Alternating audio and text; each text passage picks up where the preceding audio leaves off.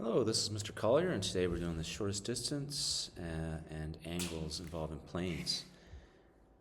Alright, so let's start with this one right here. We have a plane and we have a point. We want to find the shortest distance between the point and the plane. So I'll draw a sketch of the plane, and we had a point, let's say it's up here somewhere. Shortest distance is straight down to the plane, perpendicular. Okay, so this line here, this vector, the direction vector is normal to the plane, and here's a point on the line, so we can set up the equation of this line using the normal. Now the normal is 3 to negative 4, so the equation of this line we could say is 1, 2, 3 plus lambda 3 to negative 4. Alright, so that's the equation of that, and then we can take, I should probably write the r as x, y, z, and then we could take this x and sub it into the plane, and sub in the y, and sub in the z, and we can solve for lambda. Okay, so let's do that. We're going to have 3 times 1 plus 3 lambda plus 2 times 2 plus 2 lambda minus 4 times the z component, which is 3 minus 4 lambda, equals 53. Expand everything and add together the lambdas, and you'll get 29 lambda equals 58 by just simplifying. And then, of course, solving, we get lambda equals 2. Okay? So lambda equals 2 means when you sub in lambda into the equation, we get the point right here when we sub in lambda equals 2. Okay, so subbing in lambda equals 2 into the equation, we get, well, x, y, z at that point is 1, 2, 3 plus 2, 3 to negative 4, and you work that out, you get 7, 6, negative 5. Okay, so to get the, well, actually we have the coordinates, so then it's just basically distance formula now between P and this point right here. Why don't I just call it Q? So the distance is equal to PQ, and we just do root 7 minus 1 squared plus 6 minus 2 squared plus, what's the last one? Negative 5 minus 3 squared. Okay, and we simplify that, we get 2 root 29, I believe, or root 116. Okay, for the next one, this is the same as 3x plus 2y minus 4z equals 8. And we're looking at distance to the origin this time. So if you do set up the line, okay, so we're going to the origin, which is down here somewhere maybe, 0, 0, 0. So it's going to have this format, 3 to negative 4. And so now you're going to sub this into here, and we get, well, those are zeros, so don't need to sub those in. 3 lambda, so you're going to get 3 times 3 lambda plus 2 times 2 lambda minus 4 times negative 4 lambda equals 8. So then we get 9 lambda plus 4 lambda plus 16 lambda equals 8, and we get 29 lambda equals 8. Lambda equals 8 over 29. Okay. But if you do the distance now between the origin and the plane, okay, so we're going to have the distance between the origin and the plane. If you use the distance formula, you're going to have, for the x coordinate, you're going to have 8 over 9, 29 lambda, or actually lambda is 8 over 29, so you're going to have 8 over 29 times 3 squared plus 2 times 8 over 29 squared. Oops, that should be squared. Plus 4 times 8 over 29 squared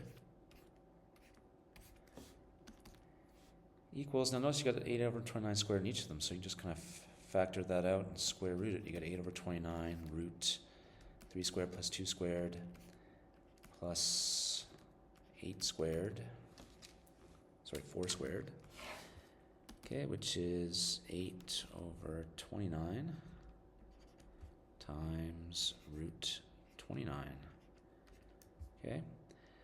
So that's the same as actually 8 over root 29, and you may notice that the d value was 8, and this value is d, and this value is the magnitude of the direction vector, okay?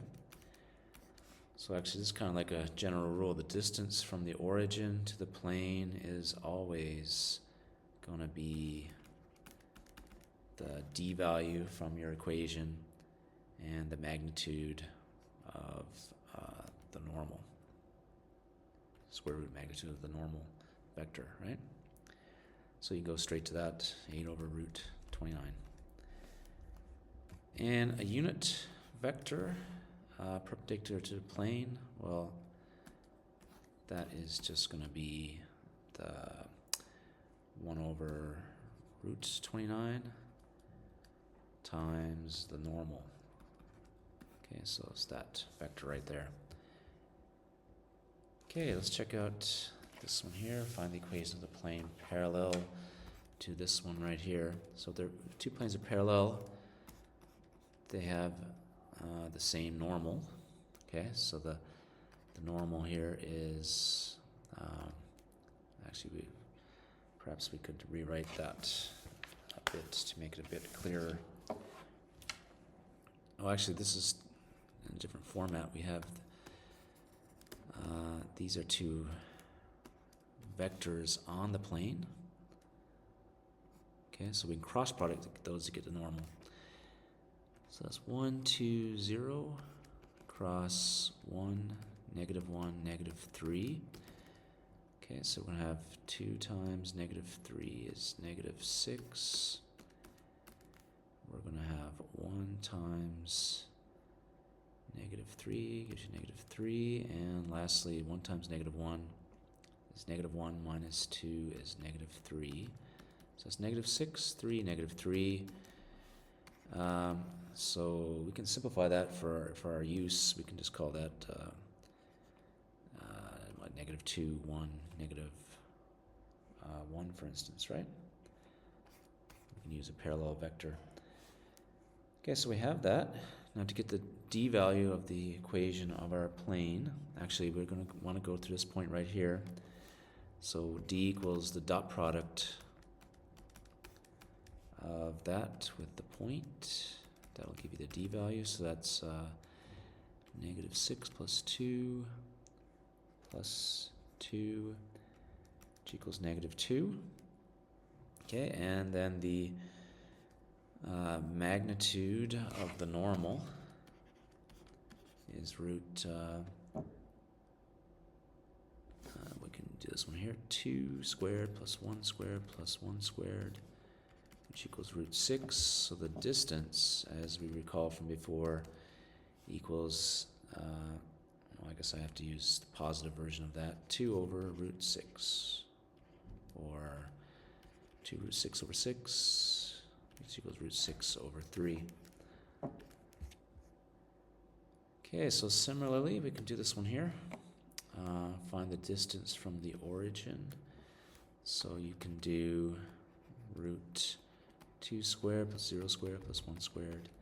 That equals root 5. So the distance equals 7, the d value, over root 5, or 7 root 5 over 5 if you wish.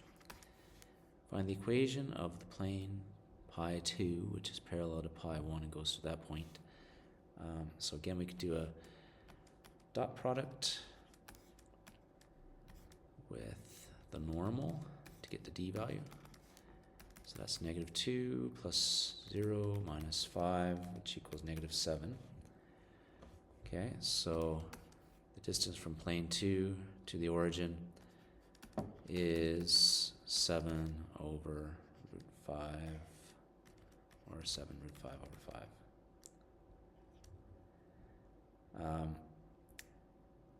And part D, find the distance between these two.